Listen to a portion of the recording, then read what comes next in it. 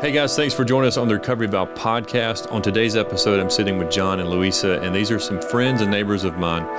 Louisa has 18 years in recovery. John has 16 years in recovery, and I'm trailing right behind them with 15. But we're going to just share what addiction looks like from their individual standpoint, but then also what their marriage looks like in recovery. Family, jobs, career, all of that is so important. And I just want to give them the platform and the time to just share what their past looks like and what got them to where they are now, and how incredible that is. So just sit back and enjoy this episode. Welcome to the Recovery Vow Podcast. I'm your host, Eric Kennedy. All right, so on today's episode of the Recovery Vow Podcast, I get to sit with some neighbors and some friends. I would say friends, John and Louisa. And, you know, I've read some of their story over the last couple of years, and I've been wanting them to come on this podcast. So I'm so excited to have them with us today on the Recovery Vow Podcast. Thank you guys so much for being here. Thank you for and It's great to be here. I'm gonna lead you through a conversation. So we're gonna eliminate the border of what's an interview and what's a conversation. Okay. So we're going to go all the way back to, how long ago did you guys meet? Well, we met. There's a couple versions of this story. Yeah, a couple versions of the story. Louisa, The you truth. tell me your version, and then John, You may you tell want to me hear your. mine first. So we met as the result of getting sober in Statesboro, Georgia. And I went into inpatient treatment at a hospital there in May of 2007. And then I went to a really structured, we called it a halfway house, but sober living, residential treatment, whatever you want to call it. I was there. One and the same. Yeah. I did the same. I was there for about a year and a half. And so there was a women's halfway house and a men's. And I got out of that halfway house in January of 2009. And he landed on the wings of victory in the men's version of that halfway house in January of 2009. So I saw him at meetings, you know, like I knew that we were in the same circles for a while, but, you know, I don't think we didn't officially meet until 2011 probably. Yeah. When he was out of treatment, working at the treatment center, that inpatient treatment center, and I was back in Augusta living here, but I was very active in a nurse advocate group here as a part of kind of my probation for my state license, my nursing license. Okay. And so part of that recovery, it was called a nurses advocate group. I had to do a bunch of things, as I should have had to get my license back free and clear. And part of that was going to a weekly meeting. I had to get 12-step meetings signed every week, but I also had to go to a weekly meeting just for nurses. And I got to participate in some interventions. And sometimes those interventions wound up in nurses needing to go to treatment. And I was taking a nurse to treatment, and he answered the door. I was actually dating somebody else, and I hadn't seen him in a couple years. And he'd, you know, gotten out of the halfway house. He looked good. Like I had never really noticed him before, but he answered the door and he says doves flew out. Doves flew, disco ball, Marvin Gaye, Hey. Wind in the Hair. Hey, this is the Angels epic singing. Rehab romance. Yes, but we were not in rehab. I was 2.5 years sober at the time, and you were probably 4.5. Yeah, because it was 2011. Yeah. It was January of 2011 because it was just after Christmas, and I called my best friend who I'd gotten sober with, and I was like, John Martin is so cute. And Now, you made this phone call while you were dating somebody else? Yes. Louisa. But I know. And I ended that relationship, and we didn't start dating until 4 months later. Yeah, 4 months later. Yeah. That's a good solid time to say, okay, we can do this now. Yeah, like so he had like what you said, 2.5 years, 2 years sober. Well, January, yeah. The meeting at the treatment center would have been almost exactly 2 years. Yeah. Yeah. We So, didn't no, start I was- dating until April 14th. And the guy that I was dating, I hadn't been dating but like a month, but I took it as a sign that maybe I shouldn't be dating this guy if this Sorry, one is sucker. so attractive to me. Yeah. And then a few months later, we kind of connected over a picture on Facebook, a picture of where we ended up getting engaged. It was a picture of where we ended up getting engaged. Yeah, I went to a concert with a friend of mine in Charleston for Medeski. Who'd you go see? Medeski, Martin, and Wood.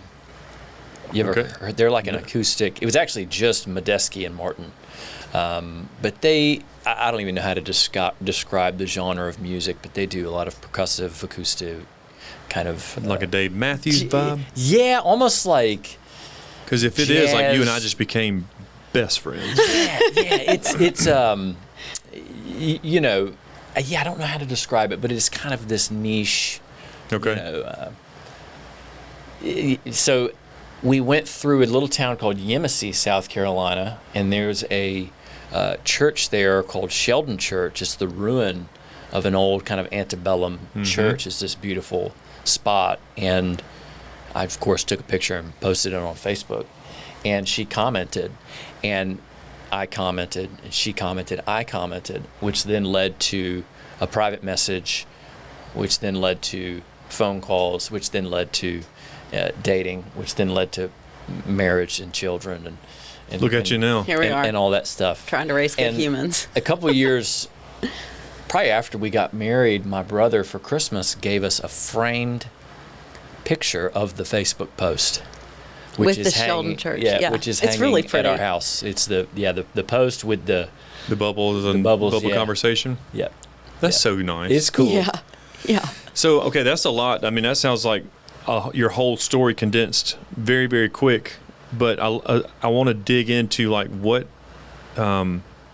got you to the treatment center that you were in, and what got you to the treatment center you're in, and then safely knowing that it's okay to date. Like you guys had some time behind you and things like that. One thing that you mentioned, Louisa, was that you went to recovery meetings that were specifically for nurses. Yeah, so I became a nurse and I got my RN in July of 2006, and 10 months later got hospitalized where I worked with pancreatitis. And at the time where I was working, they had a relationship with a couple of treatment centers, one in Statesboro, one in Alabama.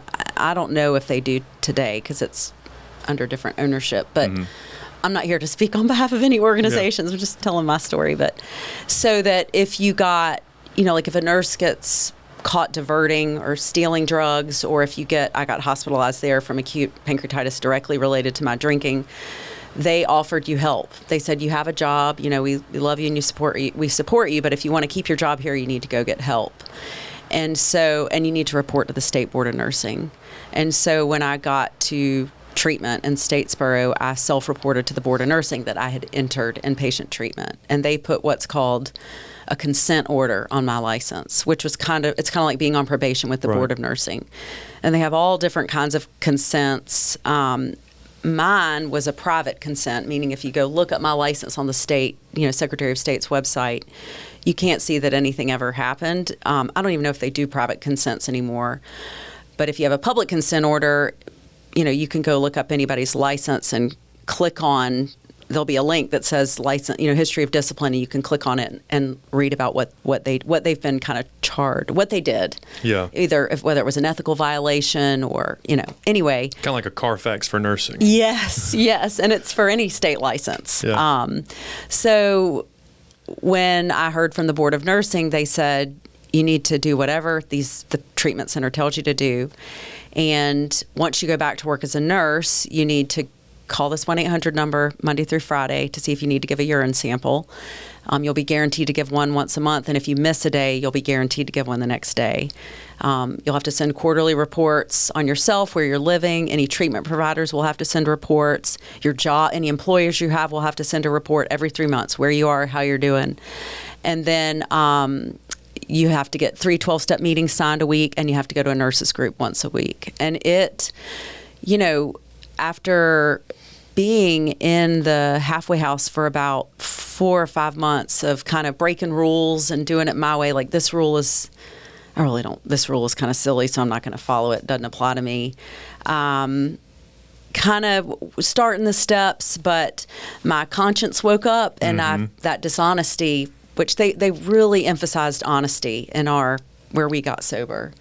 And it's 12-step based, and the principle we were taught, the principle behind the first step is honesty. See, it's cash register honesty, but it's also honesty about who and what I am. Yeah. And so my conscience woke up, and I didn't have alcohol to quell that restlessness, irritability, and discontent. And so I wanted to leave and probably drink. I didn't say I want to drink, but I was like, I just want to go home and go to meetings. And they said, that's fine, but you won't ever practice as a nurse again in Georgia. And so I said, well, I'll stay. And that kept me there until I restarted the steps. I started doing everything I was asked to do. And it kept me there long enough to realize this is what I wanted all along. You know, the freedom, it gives me chills thinking about it. The freedom and the peace that, I'm not saying it's, you know, puppy dogs and rainbows every day, but the peace that I know is the peace that maybe I got that very first time I drank and then sought over and over again for 10 years with more and more alcohol. And it just didn't work. But the peace that I can tap into today and that freedom of not having any secrets that I have today, no drink or drug could ever give me. So alcohol was your main thing? Yeah. Okay. You know, it's really cool that they let you work the program that way and they just didn't immediately take your license from you, but they threatened you with it. Yeah. A little bit. So it's almost like they force you to find out that just in the beginning that you need to understand that maybe your career was your higher power. I'm not saying that was your higher power, but you know, it was. They had to have something that triggered here to that alcoholic or addicted mind that we have. Yes.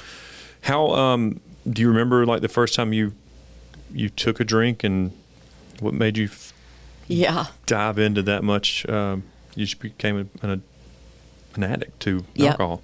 Yeah. So I you know, I would say my first drug of choice was approval. And so as a kid, like I still to this day, I don't like conflict. I don't like controversy. And I like, good job, Louisa, pats on the back. And so, you know, I look at pictures of me now. I don't think I was like overweight, but there was a lot of pressure related to weight. And so I started losing weight at some point and got positive reinforcement for that. And so that turned into disordered eating. So I would say and I don't share a lot about that in detail, but a lot of women in recovery and maybe men too struggle with disordered eating. So I was big time perfectionist and, you know, crazy obsessed with my food and weight and exercise. And so by the time I'm 16, I'm just this ball of anxiety who, again, is obsessed with numbers, my grades, my weight, what everybody thinks of me. And at one point, my sister drank and my brother drank. They're both now sober too. That the whole family was? Yeah. Oh, man. They're all sober now. They weren't then, but my older siblings, 2 out of the 3 of them are sober now. Okay. So my sister invited me up. She was at the University of Georgia. Like, I'm not blaming this on her at all. I wanted to try it. Part of me was afraid of it because I grew up also very active in a church and I thought drinking was bad, but I wanted to try it. And when the first drink I had was in a dorm room at UGA, and it was a glass of champagne. You know, they asked me they're like, we're making a run to the liquor store. What do you want? And beer sounded disgusting. Liquor sounded disgusting. And I thought, well, champagne looks cool, you know? So I'll drink some champagne. And when that alcohol hit my system, it was like, I could just breathe. Yeah. And all that noise in my head just kind of went away. Yeah. And so, you know, I didn't become a daily drinker right away. I would say in those first few years, I was kind of afraid of the calories probably. But I would drink at parties on the weekends, but I wanted to keep my grades up, you know, but I still feel like my reaction to the alcohol was not normal, like my relationship with the alcohol. And I went to my first treatment for disordered eating at 18 years old. And they told me that. They said, based on what you describe alcohol does for you, you have the potential to become an alcoholic. And I would go back to that treatment center again at 22 or 23. And I showed up with alcohol in my system and snuck alcohol into the treatment center. And so by then, of course, was in full-blown alcoholism. So, you know, 16 first drink, glass of champagne, just, you know, I thought, golly, this is amazing. And then 18, go to treatment. And when I came back, I didn't do anything they suggested. I thought I had an agenda the whole time. And I learned in what I hope is my last treatment facility, like, it's okay to have agendas, but you got to share them. You got to share them with somebody. And when I came back, I immediately got into a relationship. I was going to UGA, moved up to UGA, didn't go to any kind of follow-up meetings. Like, again, I just didn't. And it was that summer, because I got back from treatment early in the spring. It was that summer that I can remember feeling really on edge about food specifically, and just thinking, you know what, I'm going to take a shot. And because we had vodka or something in our freezer, I was living with my boyfriend, and I took a shot, and I was like, whatever. Made it all go away. Yeah, and so I just, over the next 8 years, because I was 18 at the time, I just drank more and more and more. Did you feel like because I've had other females on the podcast that talked about the same thing, and if you want to go back and watch that episode, you can. But I cannot remember her name, but she had an addiction to food and alcohol, and the thought of losing weight because of the food. And so I'm not exactly sure the proper name of that. But do you feel like the alcohol just tore down the wall of anxiety that food gave you? Yeah, for sure. In fact, at that treatment center, the first time that I was there, there were girls who were so emaciated and malnourished that they needed NG tubes to get nutrition at night. And my parents sent me because the first time I went, I was starting to lose weight fast, and they were like, if you don't send her now, she could go down a path of, like, it's really hard to come back from when they get really, really thin. And so, I believe both those times at the treatment center saved my life. I wasn't ready to totally stop drinking, of course. But anyway, I heard them tell some of the girls, not me, at least this is what I heard, right? If you're really anxious about food at night, have a glass of wine with dinner. And so you heard that where? At the treatment center. That's what I think I heard. Oh. Maybe I didn't hear it, but that's what I heard. That was the eating disorder treatment center. Right. Okay, so they were saying if you got this issue, but they don't know about the drinking issue, maybe just drink a glass. And some girls did have no Thank God they didn't tell you to do a line of Coke or something right, crazy. Exactly. Because that'll keep you from eating. Mm-hmm. It certainly will. And there was a friend of mine, the first time I went through, was addicted to cocaine. But anyway, it's like both are maladaptive. But to answer your question, yes. In that moment, in that apartment that I can visualize still to this day, I was on the verge of, like, wanting to eat more than I should. And I was like, I'm going to take a shot. And that went away. I don't think that means that I can drink today, because, I think all of it was just trying to fill a God-sized hole inside of me. All of it, whether it was food, alcohol, you name it. I don't think just because I didn't do heroin that I can go use heroin. I think it all, but do I think I was using the alcohol to kind of treat the anxiety related to the food? Absolutely. Mm-hmm. Absolutely.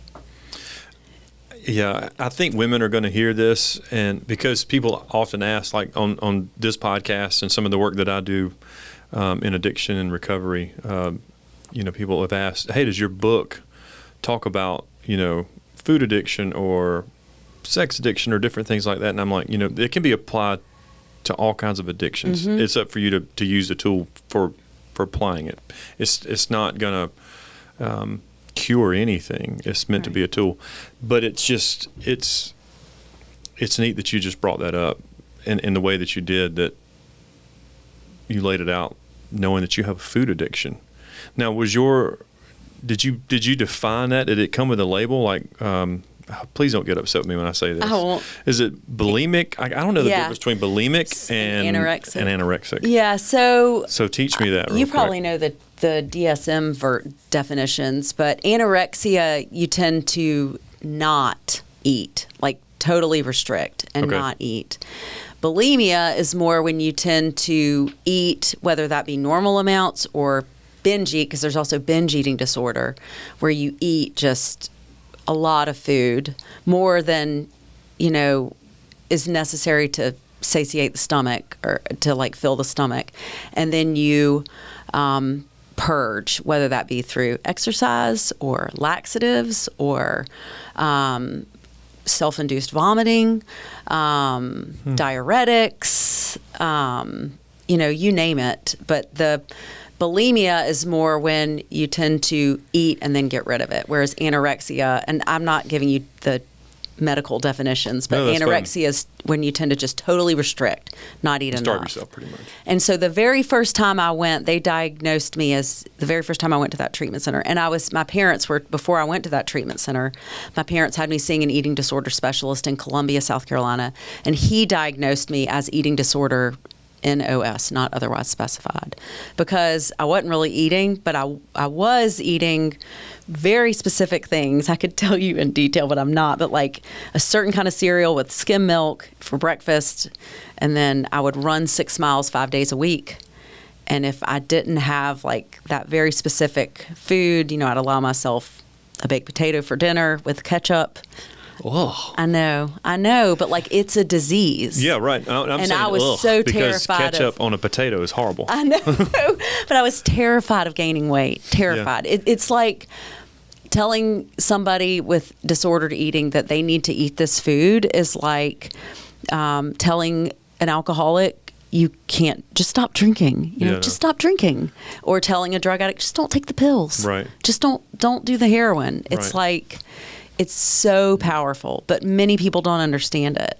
And I think in the same way, it's like telling somebody who's obese, just lose weight. Right. You just I can't. think there's a psychological component to it, and there's a lot of stigma around it. But I think that, obesity is just as much a disordered eating as. So you were creating like what you would consider a balanced meal plan through the day. No, I knew it was pretty messed up. No, because the reason no, it's not messed up. Well, it is messed up, but I guess what I was going to say, like I would drink a lot in the morning time. That became like my favorite time to drink. And so when I would binge drink, is there a time like when you would binge eat? Was it morning, night? Was it a certain time, or it didn't really matter? Sunday nights, I guess I would, because I was so restrictive. Sundays kind of came like I didn't run on Wednesdays and Sundays because usually I was at church. Like I would go to church after school.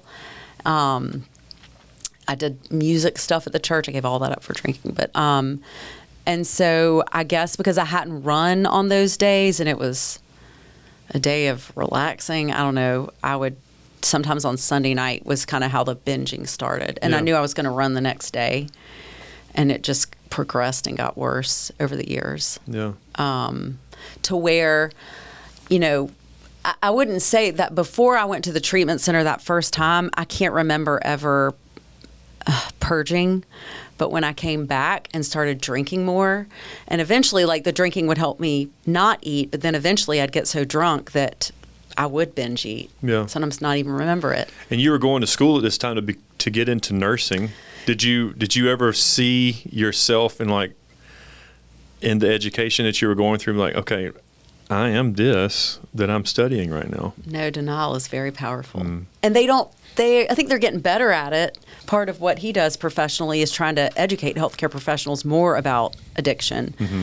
But I don't remember. I'm sure we did learn about eating disorders. I'm sure at that point, by the time I got to actual nursing school, which was years later,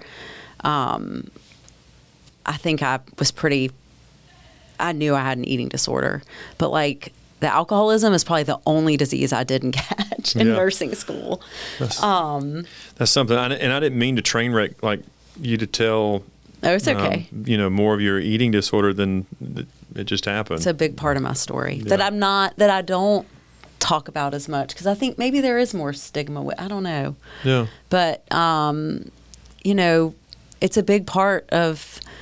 I would say today, still, I struggle with, like, in full disclosure, like, I struggle because there's so much pressure I feel on women to look a certain way. Mm-hmm. And so I still struggle this day with listening to my body and are you full? Or have you had enough? Are you eating too much? I'll say things to him like, are you judging me for eating this? And he... It's like, of course not. Yeah, I don't even know. I didn't even know you were eating. Yeah, he really doesn't. But I think those messages were ingrained in me, whether they were real or not. The perceived messages were ingrained in me at a very young age that women are supposed to look a certain way and you don't look this way. And so it's hard. I would say I have the healthiest relationship I've ever had with food today, but is it like perfect and am I just like totally at ease every time I eat? No. Yeah. I had an addiction to food too. I mean, I was 73 pounds heavier than I am now. But it came from, I would put my alcohol before eating. And so when I did eat, I would kind of binge eat because I didn't know if I was going to eat dinner that night. Right. So if at lunch, I would just like pound it on because I would probably rather drink than I would eat. Right. Me too, for sure. This is going to be a big question, and you can, because this isn't live, so you can just say no, don't put it in there. I just got to ask, because you mentioned that you had siblings.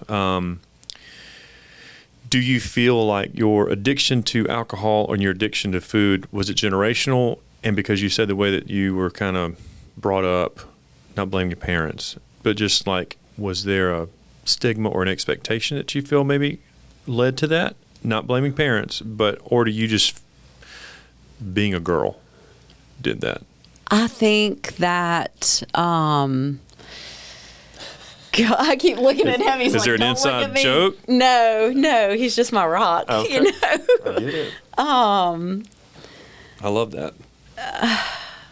And hey, you don't have to answer. I think I'm just trying to educate listeners that may listen to this, and especially the females, because they if it becomes an addiction. Yeah, I think that with the substances, there's definitely a history on both sides of my family with alcoholism, and I don't know about drug addiction, but for sure alcoholism. I would say on both sides of the family. And I think that the thing I think about now is like, gosh, my parents put me in therapy. I think the first time I saw a therapist, I was 14. So they were trying to, like, they realized, like, gosh, she needs help, you know? Whereas, let's say my parents, they had something they struggled with. I'm not saying they do, but they didn't have therapy. And they didn't have, like, I think forums like this are incredible because the word is getting out. This thing wasn't around when we were teenagers, right? It breaks down the walls of how it's looked at as far as a stigma or absolutely brown bag or even growing up in a brown bag, whatever. Right. It just kind of levels the playing field. Because you guys are professional people with great careers with a lot of responsibility.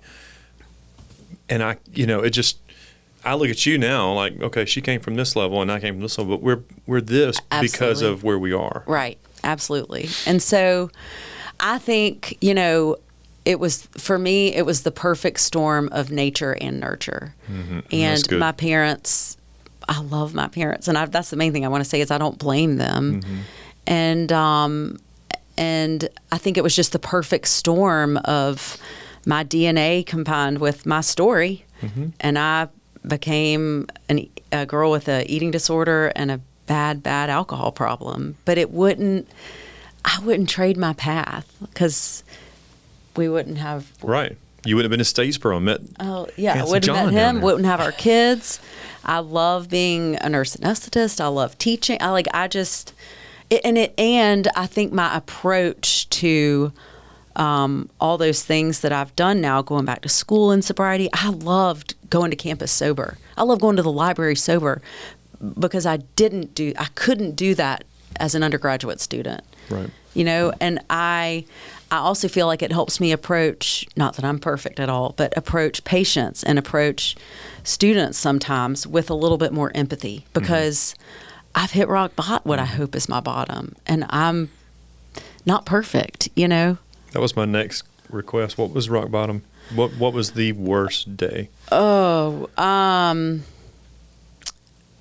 So started with champagne and it ended with shots of cheap vodka. And I told you I've got my license to practice nursing in July of 2006, and it took 10 months of working night shift as a nurse to get hospitalized with pancreatitis. And I would,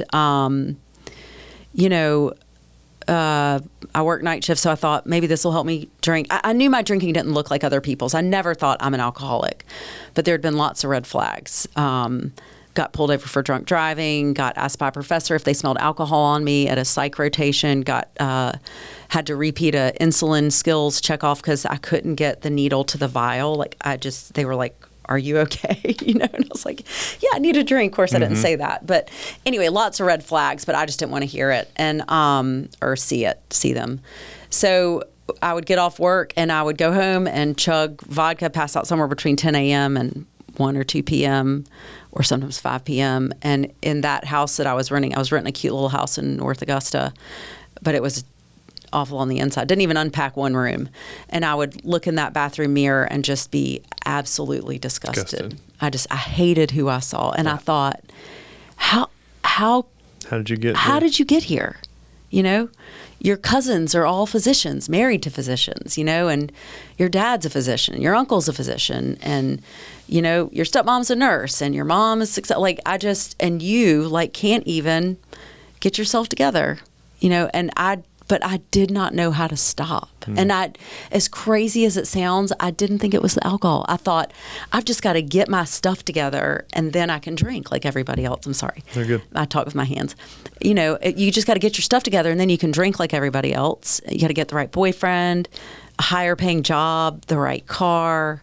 You just got to do X, Y, Z, and then you can drink normally, But anyway, so I got hospitalized with pancreatitis, and the doctor came in late that night, and I lied about the amount I was drinking, of course. And he looked me in the eye and he said, "How much do you drink?" And it was like I was naked with the spotlight on me, like in the middle of somewhere I'm not supposed to be naked, I felt so seen and revealed. I've been there. I'm walking through your story and reliving mine in my head, because remove hospital with just a different job, boss asked that same question, drinking on the job, the shakes.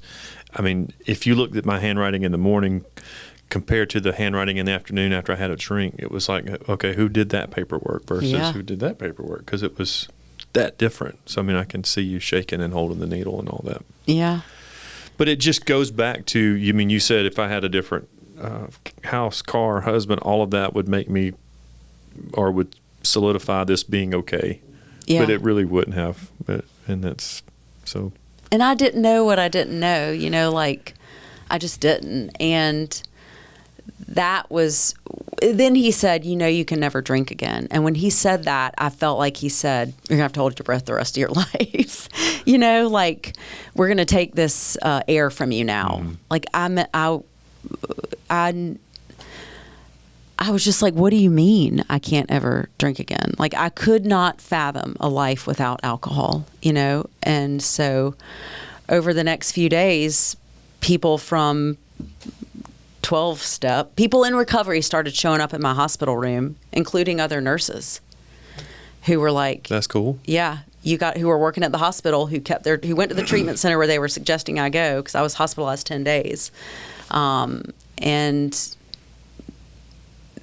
God just started showing up, in fact, the minister at the church where I was, I didn't really go to church at the time, but the minister at the church where I grew up and spent the bulk of my childhood, he was in recovery, and he sent me a women's meditation book. And I can remember reading through the book, being like, I want this spiritual life. I want this life. I'm not sure I deserve it, but I want this life, but I'm not sure how to get there. It's like it was like it was on an island. And I feel like over the next couple of years being in that rigorous treatment program, they gave me a boat. Yeah. Or a bridge. Yep.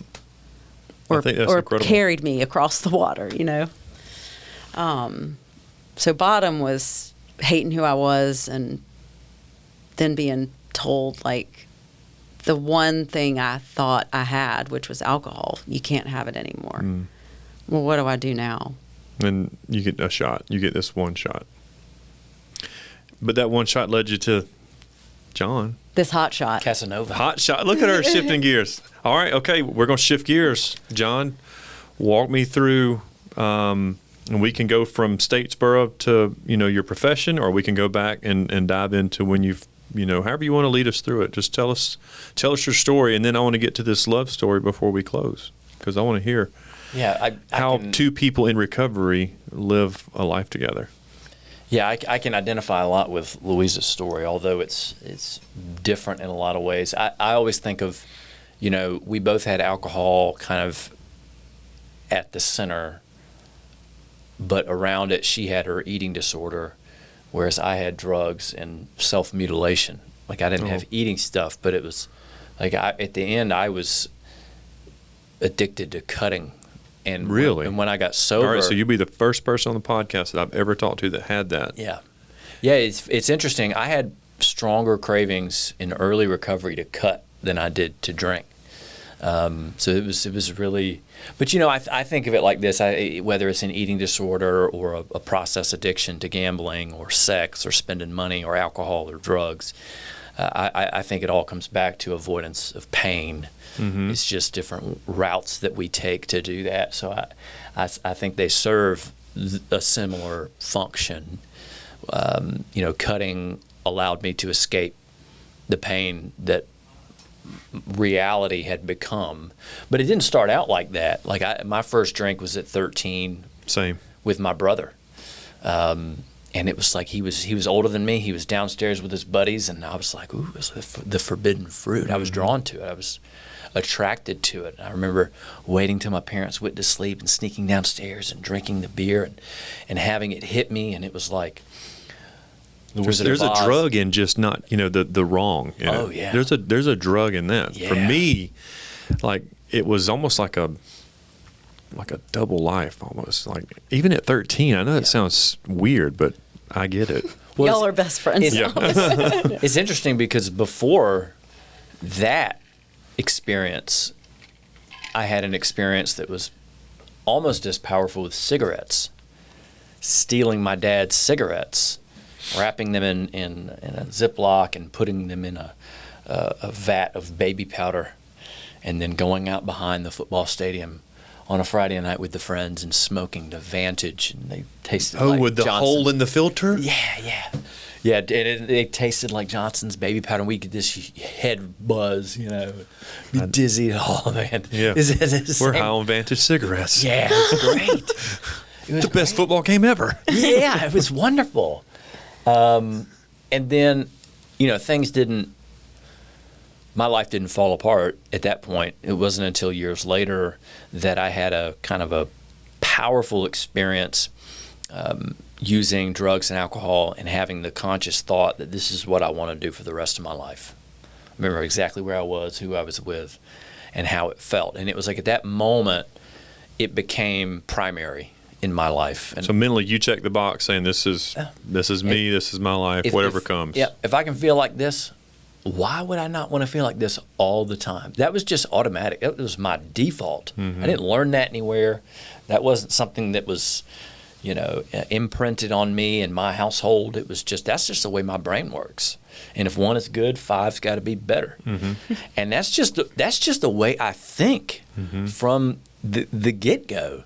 And so at that point, things started to become very unmanageable, and just more and more damage and destruction started to kind of compile itself in my life. I ended up going to the University of Georgia and completely coming off the rails. I didn't have any structure of the family, and I was there alone, and I just ended up drinking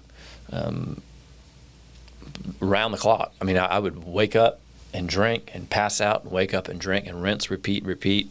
And I was addicted to stimulants and benzodiazepines, and I would experiment with anything, with meth, crack, hallucinogens, over-the-counter medications, prescription medications. I didn't discriminate. So one wasn't more powerful than the other, maybe alcohol, but then any kind of drug that came your way, you would do it. Actually, I would retract that a little bit to say that stimulants. And that's important because I believe that at the core of my pathology, if you will, is actually ADHD. Mm-hmm. Not to say that I'm not an alcoholic or that I can drink safely if I manage my ADHD. No, not at all, because ultimately the addiction became much more powerful. But with the ADHD, it came with a lot of baggage. It came with a lot of interpersonal. It was called interpersonal rejection sensitivity. So I was very sensitive to interpersonal rejection. So if I thought that you didn't like me, it hit me very, very hard. I had a lot of performance anxiety because I couldn't do certain, especially like cognitive tasks easily that I could see other people do. I was very impulsive, very hyperactive, which played in my favor in a lot of ways, but in a lot of other ways, people found very annoying. Mm-hmm. And that How old are you now, John? 42. 42. So you're younger than I am. Did they diagnose you with ADHD even all the way back to that 13-year-old when you first started drinking? Before that? Yeah. Okay. Yep. I just had to ask that because you didn't hear a whole lot about ADD and ADHD when we were younger. Yeah. You know what I mean? So that's why I was asking. Well, my dad's a psychiatrist. Okay. So that, Here we go. I think that it was more something that he was aware of, and so he kind of recognized it in me. And so anyways, the stimulants treated my ADHD, and they kind of rectified the dopamine problem that I had.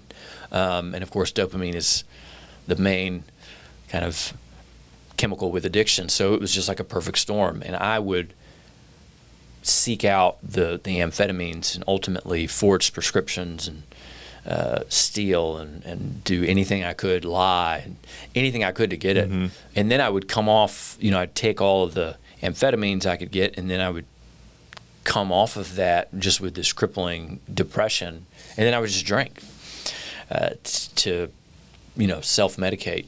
So ultimately things deteriorated to, I think I was 21 and ended up becoming very sick, DTs and a lot of physical problems. Ended up in the health center at University of Georgia thinking I was having a heart attack. They sent me to a counselor. The counselor said, "How much do you drink?" It was a similar kind of experience with you and the doctor in the hospital. And honestly, I don't remember what I said, but I think I was honest to a degree. And he sent me to a drug and alcohol counselor. They walked in the room. She didn't even sit down. She walked in the room and said, "You need to go to treatment." And they, because I was toxic. So anyways, I ended up going to treatment, and I was in and out of treatment for the next 5 years. I'd get periods of recovery and then relapse, and then finally had the kind of the major falling out, which came with a suicide attempt, and was put back in the same treatment center and was then sent to Statesboro. Can you tell me, if you don't mind just digging in a little bit, can you share with us what your suicide attempt looked like? Yeah, so I was, my dad's a doctor, and so I was stealing his prescription pads and his phone and his credit card, and I would forge the prescriptions and go fill them. And he caught me 4 times. And every time he'd catch me, he'd say, "You do this again, you're going to jail." And he just couldn't find it in his heart to do that. So on the 4th time, in kind of a panic, my solution was to Just kill get out of myself. here. Mm-hmm. And so I got in the car, and I went to a Whole Foods parking lot in Atlanta, where I'm from, and I slashed both of my wrists, and I sent a text and said, essentially I was sorry and what I had done. And of course, that then set off a frenzy with my parents and the police, and looking for me, contacting everybody I'd ever known, and ended up going across the street to a McDonald's and going through the drive-thru, and I'm just bloodied and cut up, and I got a cheeseburger, and I ran out of gas right at the window. And I'm totally like blacked out at this point. And the guy behind me got out and pushed me into a parking space. I finished the cheeseburger. I passed out. I woke up to my dad knocking on the window. And his face, it was just etched in my brain. It was just absolute terror. And so that then led me back to the same treatment center, and I think led my parents to the point where they were like, we're done. You either go to this long-term program or Yeah. yeah. Because, I mean, I get parents that ask a lot, too, like, what do we do? Like, there's a balance between enablement and support. But then you just, I hate to say it, they have to cut the cord at some point because that enablement is right there. And nobody really knows the line. But what they did was, that was really the best thing they could have done, was just kind of cut it off, right? Oh, it saved my life without a question. I have to be careful because, you know, I don't want to place any kind of blame on them to say that, oh, if they had cut me off earlier. No. You know, and it's tough because there's some truth to that, but at the same time, you know, they weren't the ones causing all of the destruction and making all the bad choices. So, yeah, that's how I got sober, and then we met, and things, you know, we ended up getting married about a year and a half or so after we had started dating. We got to know 2.5 because we got engaged a year in, and then 2.5. And I was working as an addictions counselor, and did that for many years, and then went back to graduate school, became a therapist. So I'm a therapist today. But then it's been over 2 years ago now. I started working at Emory, doing the director of education for their addiction center. And Look at that. Yeah. So Look at that. You went from McDonald's drive-through, cheeseburger, bloody wrists, to the director of education at Emory. Yeah. Yeah. It's pretty wild. It's There's the brand new car, house, everything you talked about you wanted, you know. Well, the funny thing is, like, it's such an easy job because I talk about something that I could talk about in my sleep. Mm-hmm. I know it so well, just because of my experience, and that's been my career. And so it's fun for me.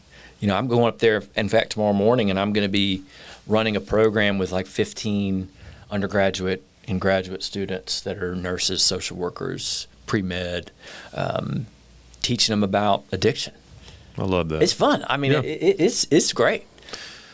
I think that it's a true testament to you both for just pouring into your recovery and what it's given you. And people that listen to this podcast, you'll see this couple, and they'll automatically just see that they can do that they can do this and still be successful without the vodka, without the cutting, without the whatever the drug was, and be successful people that just live in society, and parents and all of that, you know.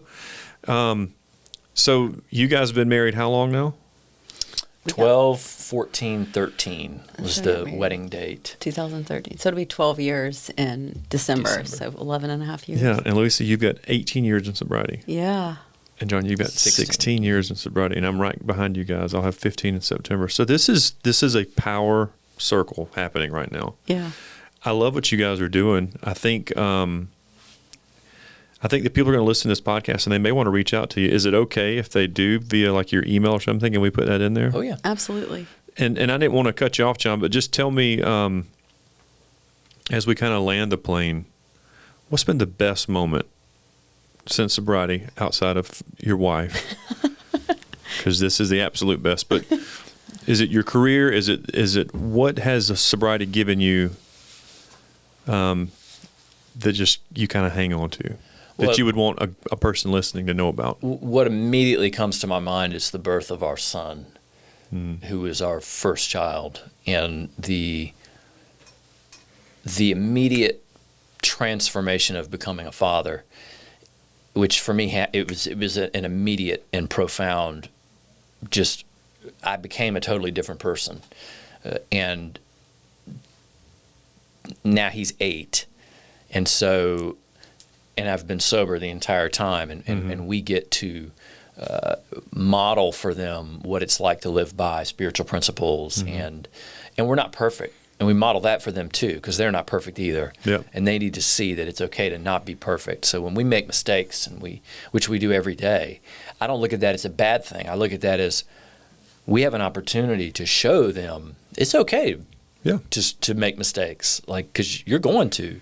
And so that's the first thing that comes to mind. But the other one is graduating with my undergraduate degree, because I didn't finish school until I was 33, I think. And I carried a lot of regret and guilt and shame about that for many years. And so graduating from Northeastern was a huge, I mean, notwithstanding, as you said, right. the marriage and our relationship, but or the wedding, I should say. But yeah, those two things. Yeah. Do you guys sponsor or lead people in recovery now? Or yeah, that's great. Yeah. Well, I do want to land the plane by my little plug, which is going to be I'm going to give you guys 2 copies of my book, Marriage After Addiction. Now, here's why I want to give this copy to you. Not because, you have to go through it and do it. You've kind of done it. You've shown people what marriage after addiction looks like. I would love for you guys to read through it from a clinical standpoint, because we had clinical backing in this. One, just to see, hey, this is good, or hey, you could consider revising it in this area. It's super practical. It's written as a workbook for couples, and I would be honored. I'm gonna give you a couple copies of it to just take it and give me just some honest feedback from your point of view and honest feedback from your point of view. And I would love to have you guys come back on the podcast individually, if it would be okay. Yeah. We kind of told your story a little bit, but I really want to dig into that cutting. And I want you to have an opportunity to come back. No pun intended. Dig Oh in. my gosh, I didn't even think that way, John. We can change that. No, I think leave that in there. Leave that in there. Fun, you gotta laugh. That's great. We laugh great. a lot. I probably laugh too much. But yeah, I would love to connect with you guys even more. I know we live in the same neighborhood, and just would like to get to know you. Yeah. Just having Absolutely. a connection to you guys in town. But yeah, I want to thank you so much for coming by the podcast. And do you have any questions for me? I look forward to reading that. That's great. Yeah, it's super. People they don't get intimidated because it's not real thick. You know what I mean? And then because people come out of recovery is kind of where I like to catch them at. Like if they're in treatment, this is written to the supporting spouse, but you guys are both supportive spouses to a person in recovery. But when I got out, there wasn't anything for my spouse to do. And a lot of times when people get out, their spouse is just kind of sitting there waiting, like either to catch the next bridge that's about to burn, or but there's nothing to kind of heal the past. So that's where this thing's evolving. Like we talked about a minute ago, we have podcasts now. We have these different the level ground, Yeah. So. Here's that. And Thank you. Appreciate you guys coming by the podcast and hanging out. I know we've been trying to work it out for a while, fun. but I do want to do it again. Yeah, we'd love that. Enjoy this episode. If you want to connect with them, we can get you in contact with them. If you want to connect with us through becoming a sponsor or a donor, you can go to recoveryvow.com. You can subscribe to our YouTube channel or check us out on any of our social media platforms. We would love to have you connect. You can email me direct at recoveryvow@gmail.com. We'll see you next week.